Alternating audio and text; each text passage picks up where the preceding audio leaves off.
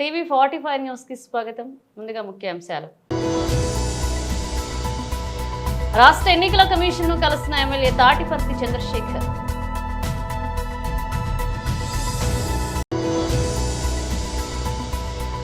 అసెంబ్లీలో మాట్లాడుతున్న BRS MLA Palla Rajeshwar Reddy.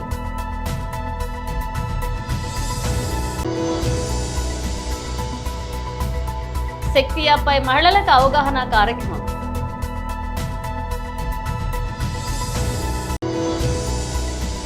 మాజీ సీఎం ఇంట్లో సిఐబి సోదాలు, ఛత్తీస్గఢ్ లో కలకలం. రాష్ట్ర ఎన్నికల కమిషనర్ కలిశారు ఎమ్మెల్యే తాటిపర్తి చంద్రశేఖర్. వీరు చర్యలు తీసుకొని అడ్డుకోవాలి.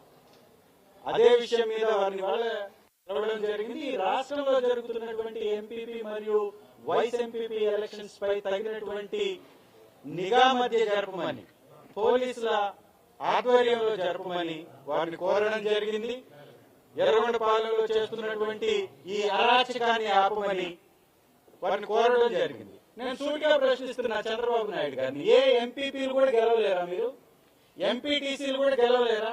మీకు నిజంగా అంత బలం ఉంటే, ప్రజాబలం ఉంటే, ప్రజా ఆమోదం ఉంటే, మీది సుపరిపాలన అయితే, మీరు చేస్తున్నటువంటి పరిపాలన మీద మీకు నమ్మకం ఉంటే, మీరు నిజంగా రాజ్యాన్ని గౌరవించేటటువంటి వ్యక్తి అయితే ముఖ్యమంత్రి గారు రేపు వచ్చే 1 year తర్వాత ఎలక్షన్స్ లో గెలవచ్చుగా. మీరు గెలవలేదు, మీకు ధైర్యం లేదు, మీకు ప్రజా ఆమోదం లేదు, ప్రజా బలం లేదు. కాబట్టి అడ్డగోలుగా అడ్డదారుల్లో ఈ ఎంపీపీలు దక్కించుకోవడానికి ఈ రకమైనటువంటి తప్పుడు విధానాన్ని ఎంచుకుంటున్నారు. ఇది మంచి పద్ధతి కాదు. ఇది చూస్తున్నటువంటి ప్రజలు కూడా దీన్ని గమనిస్తున్నారు. ఇంత నిర్భయంగా, ఇంత నిస్సిగ్గుగా రాజ్యాంగాన్ని దుర్వినియోగం చేస్తున్నటువంటి ముఖ్యమంత్రిని ప్రజలు గమనిస్తున్నారు. ఏ విధంగా మీకు ఇక్కడ గెలిచే అవకాశం ఉంది?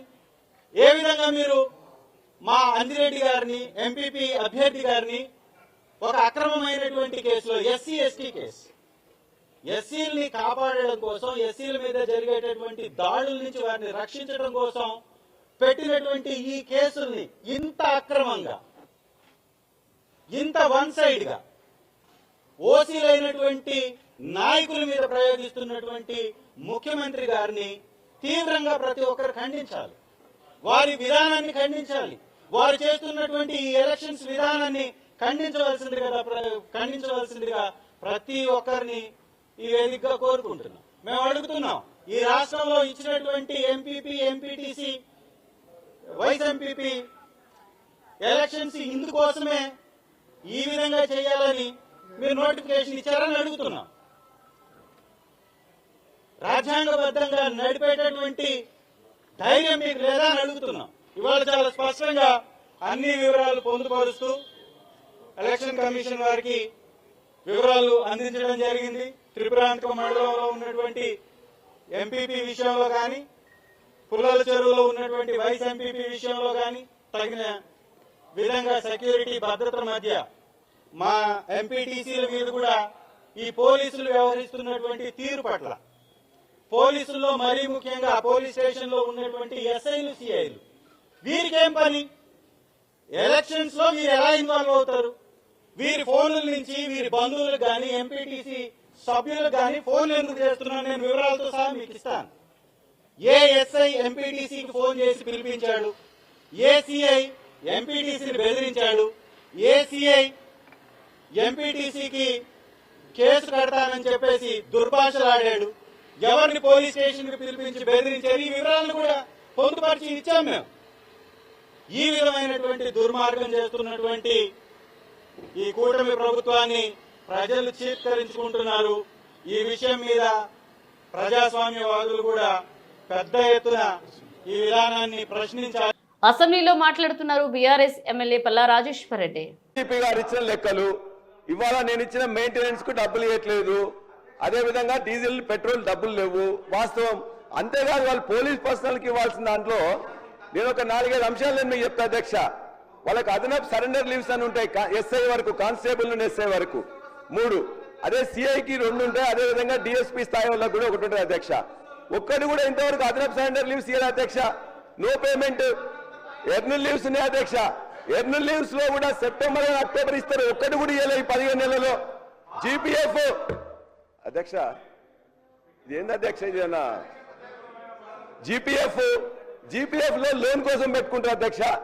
ఆ లోన్ కూడా ఇప్పటికి సంవత్సరం అయినా కూడా ఒక్క పోలీస్ పర్సనల్ కూడా 15 నెలల్లో ఇద్దారు అధ్యక్ష.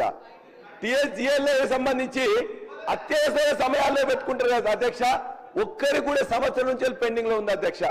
అది ఫైనాన్స్ మినిస్టర్ గారు కూడా తెలుసు. ఆరోగ్య భద్రత నెలకు మినిమం 1600 రూపాయలు కట్ చేస్తారు. వాళ్ళు ఎవరైనా హాస్పిటల్ పోయినట్లయితే వాళ్ళ చికిత్స చేయట్లేదు. నిన్ననే మొన్న ఒక ఆర్మూర్ రిజర్వ్ ఎస్ఐ జనార్దన్ అతను కూడా చనిపోయింది అధ్యక్ష. ఏ హాస్పిటల్స్ కూడా ఆరోగ్య భద్రత కింద పోలీసు వాళ్ళకు ట్రీట్మెంట్ చేయట్లేదు.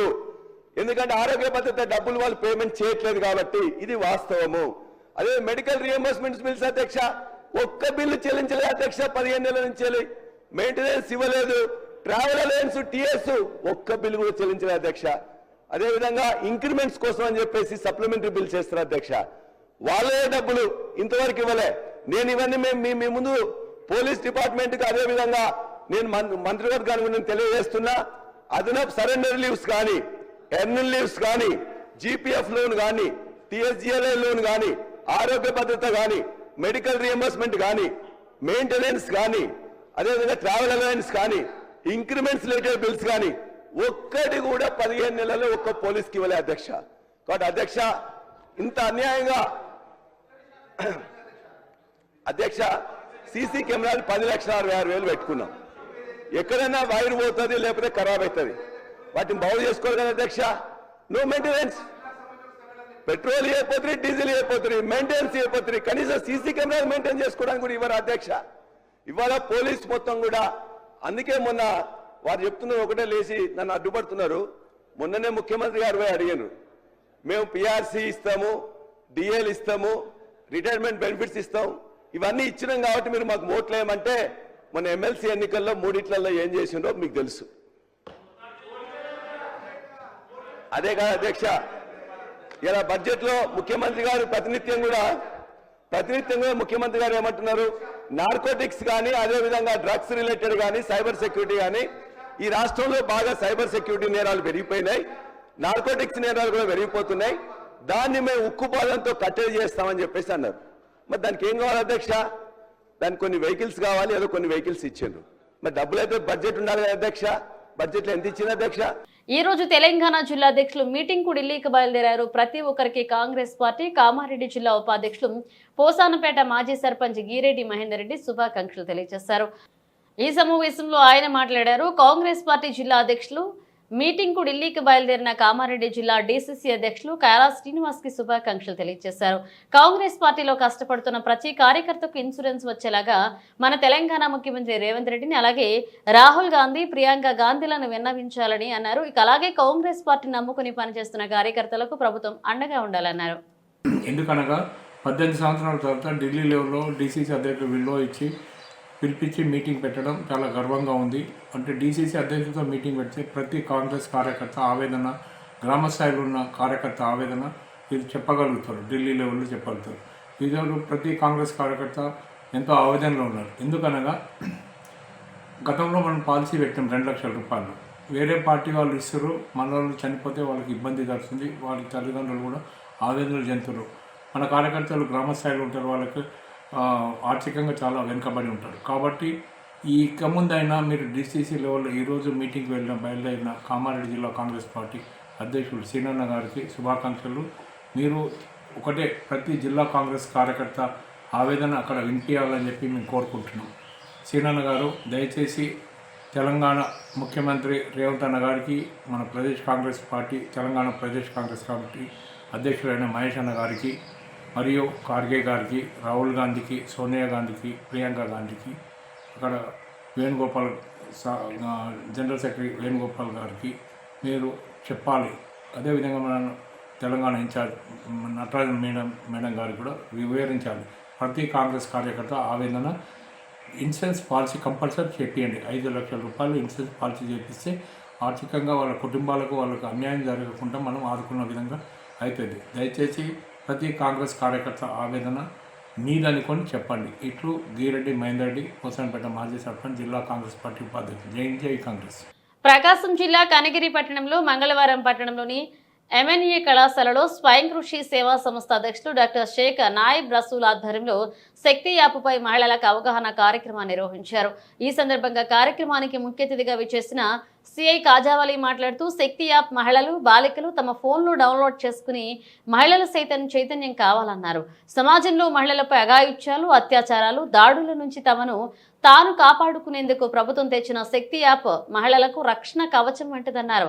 ఆపదలో ఉన్న మహిళలను రక్షించే క్రమంలో శక్తి యాప్ ప్రభుత్వం రాష్ట్ర వ్యాప్తంగా స్మార్ట్ ఫోన్ వినియోగిస్తున్న ప్రతి మహిళకు శక్తి యాప్పై అవగాహన కల్పించాలనే ఉద్దేశంతో ఈ కార్యక్రమాన్ని చేపట్టడం జరిగిందన్నారు. ఫోన్లో నిక్షిప్తం చేసిన ఆపదలో ఉన్న సమయంలో ఉపయోగించే విధంగా పోలీస్ శాఖ ఈ కార్యక్రమాన్ని చేపట్టడం జరిగిందన్నారు.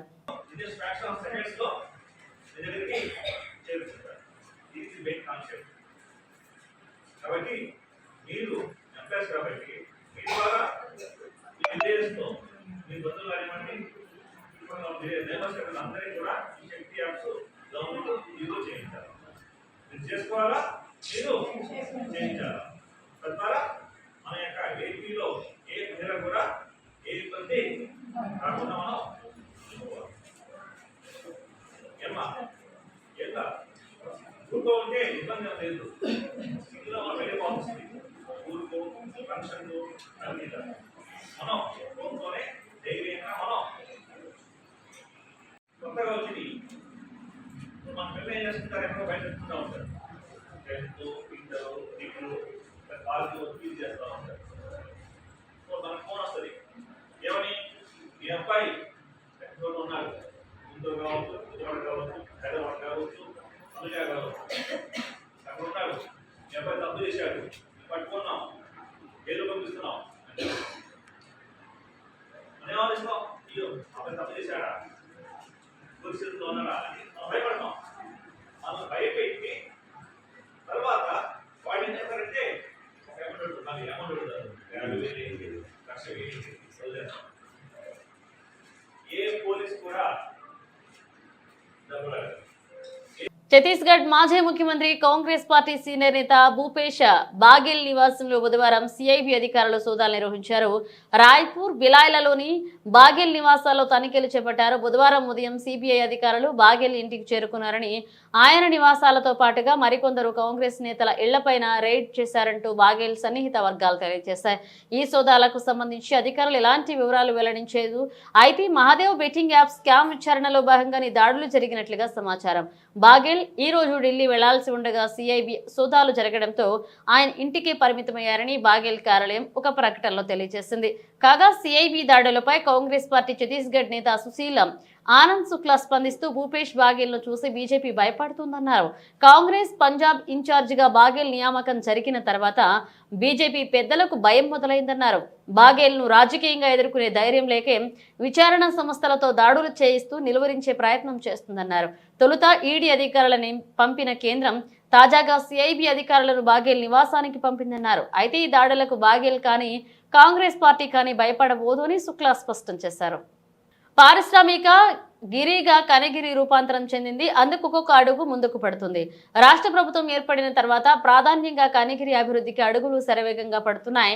అందులో భాగంగా పారిశ్రామికంగా కనగిరిని అభివృద్ధి చేసేందుకు ఎమ్మెల్యే డాక్టర్ ముక్కు ఉగ్ర నరసింహారెడ్డి చూపుతున్న చొరవ కనగిరికి మైలురాయిగా నిలవనుంది. నియోజకవర్గంలోని పీసీపల్లె మండలంలోని దివాకరాపల్లె సమీపంలో రిలయన్స్ సంస్థ ఆధ్వర్యంలో ఏప్రిల్ 2వ ఉన్న మంత్రి లోకేష్ రిలయన్స్ ఇంటిగ్రేటెడ్ బయోగ్రఫీ శంకుస్థాపన చేరున్నారు. ఈ ప్లాంట్ కనగిరితో పాటుగా కనగిరి ప్రాంతంలో దాదాపు 10,000 మందికి ప్రత్యక్షంగాను పరోక్షంగాను ఉపాధి చేకూరాలని ఉంది. గత టీడీపీ ప్రభుత్వంలోనే కృషి చేసింది. 2014లో అధికారంలో ఉన్న టీడీపీ ప్రభుత్వంలోనే కనగిరికి పారిశ్రామిక రంగంగా అభివృద్ధి చేసేందుకు అప్పటి సీఎం చంద్రబాబు కనగిరి ప్రాంతంలో ఏర్పాటు కోసం వేలాది ఎకరాలు గుర్తించి ఏపీ ఐఐసికి అప్పగించారు. ఇక 2019లో అధికారంలోకి వచ్చిన వైసీపీ ప్రభుత్వం కనగిరి అభివృద్ధిని కొంటుపరిచింది. ఏప్రిల్ 2వ తేదీన శంకుస్థాపన జరిపేందుకు యంత్రాంగం 3 భాగాలుగా ఆయా భూమి విభజించి ఎస్కేవేటర్లతో చదువు చేస్తున్నారు. ఇక జంగిల్ కి కూడా చేస్తున్నారు. ఆ ప్రాంతంలో విద్యుత్ సౌకర్యం కోసం మంత్రి గొట్టిపాటి రవికుమార్ చొరవ చూపి విద్యుత్ అధికారులను అప్రమత్తం చేస్తున్నారు.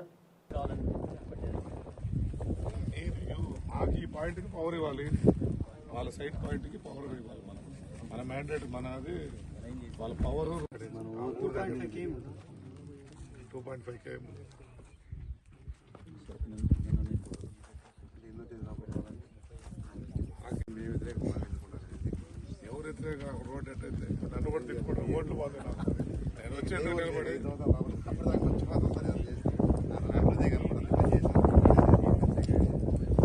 వెహికల్స్ పోయినాయి. ఇది ఒకటి ఎంట్రన్స్ చేసుకుని ఇది మొత్తం క్లీన్ చేస్తే మనకు ఎల్లుండి రేపటికి మనకు వ్యూ వస్తుంది. వాళ్ళు వచ్చేస్తారు.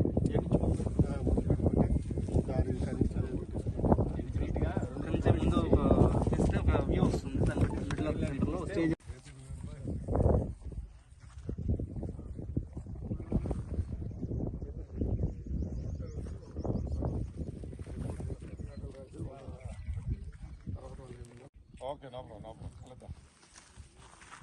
సరే ఓకే. హలో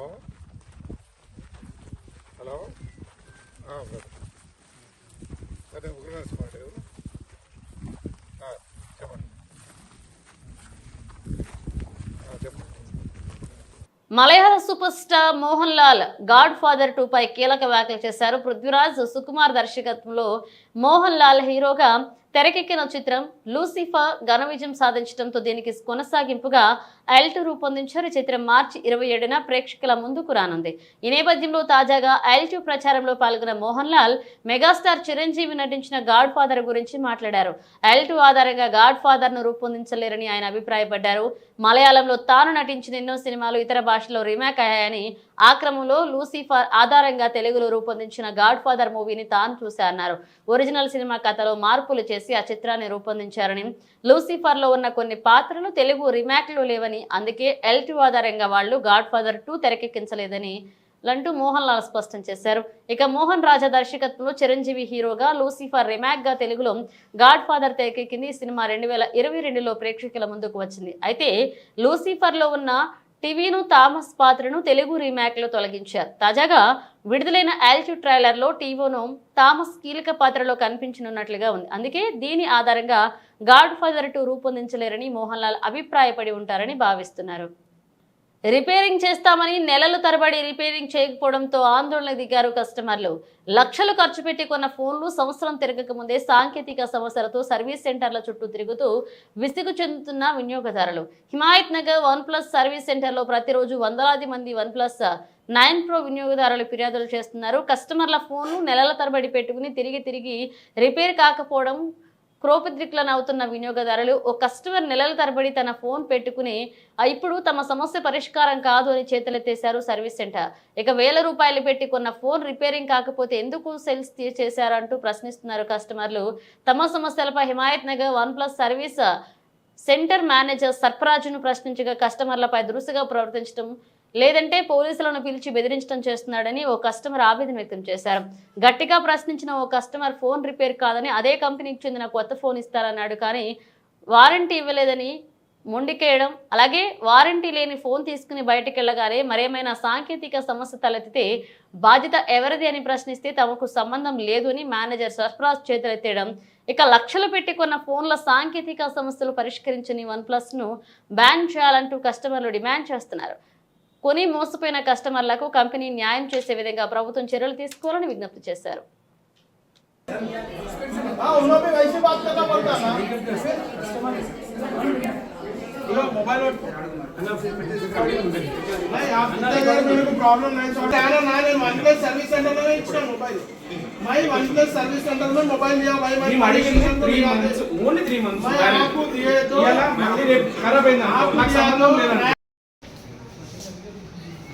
వీడియో క్లిప్ బిల్డింగ్తో వేసేసి దాని తర్వాత ఏమవుతుంది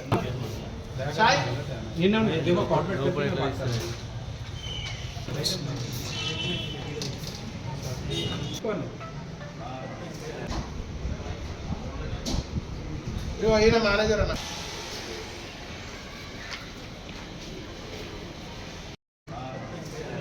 యాక్చువల్గా మనం OnePlus మొబైల్ సర్వీస్ సెంటర్లో ఇచ్చినాం ఫిబ్రవరిలో. డిస్ప్లే ప్రాబ్లం వచ్చిందని ఇచ్చినాం. డిస్ప్లేలో ఏమైందంటే లైన్స్ వస్తే మనకి డిస్ప్లే చేసి ఇచ్చిండు, మదర్ బోర్డ్ ఇష్యూ వచ్చింది. ఫిబ్రవరి 27th రోజు మనం మదర్ బోర్డ్ ప్రాబ్లం ఉందని ఇస్తే నాకు చేసిస్తా అని చెప్పి 1 month నుంచి ఇప్పటిదాకా కూడా మనకు ప్రాబ్లమ్ సార్ట్అవుట్ చేయలేదు. కొత్త మొబైల్ ఇస్తాను ఒప్పుకున్నారు, ఇచ్చిన దానికి వారంటీ ఇవ్వాలని చెప్తున్నారు.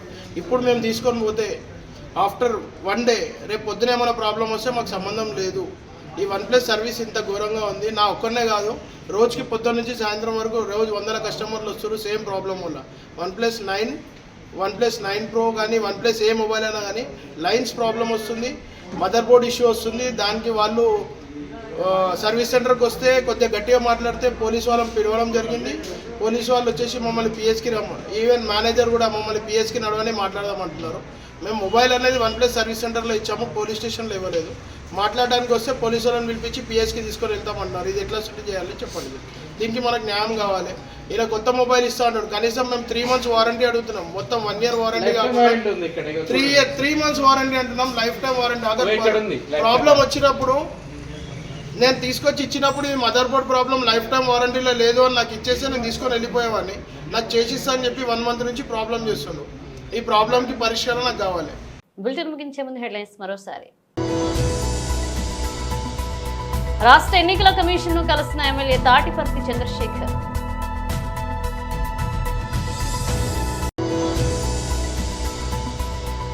అసెంబ్లీలో మాట్లాడుతున్న బీఆర్ఎస్ ఎమ్మెల్యే పల్లా రాజేశ్వర్ రెడ్డి.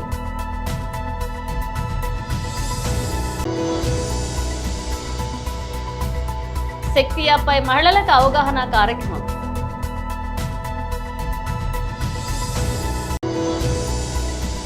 మాజీ సీఎం ఇంట్లో సిఐబి సోదాలు, ఛత్తీస్గఢ్ లో కలకలం. ఇవే బులెటిన్ అప్డేట్స్. మరణ అప్డేట్స్ తో మళ్ళీ కలుద్దాం.